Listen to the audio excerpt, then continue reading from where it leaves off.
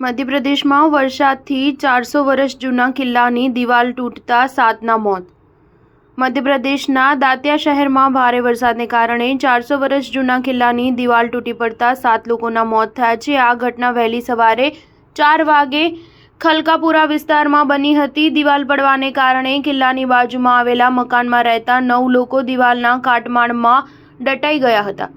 9 પૈકી 7 લોકોના મોત થયા છે। આ કિલ્લો રાજગઢ તરીકે પણ ઓળખાય છે। કલેક્ટરના જણાવ્યા અનુસાર સ્ટેટ ડિઝાસ્ટર ઇમરજન્સી રિસ્પોન્સ ફોર્સના જવાનોએ 6 કલાક સુધી બચાવ અભિયાન ચલાવ્યું હતું।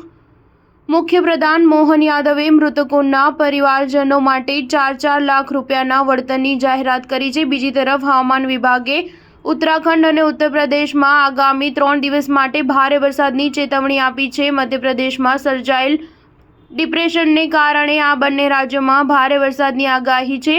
હવામાન વિભાગે વધુમાં જણાવ્યું છે કે 19 થી 25 સપ્ટેમ્બરમાં દેશના વિવિધ ભાગોમાં દક્ષિણ પશ્ચિમ ચોમાસું વિદાય લેવાનું શરૂ કરશે। સામાન્ય રીતે દક્ષિણ પશ્ચિમ ચોમાસું આગમન કેરળમાં 1 જૂને થાય છે। 8 જુલાઈ સુધીમાં આ ચોમાસું સમગ્ર દેશને આવરી લે છે। 17 સપ્ટેમ્બરથી ચોમાસાની વિદાય શરૂ થાય છે, જે 15 ઓક્ટોબર સુધી ચાલે છે। સ્ટાર ન્યૂઝ 7 હંમેશા સચ્ચાઈની સાથે।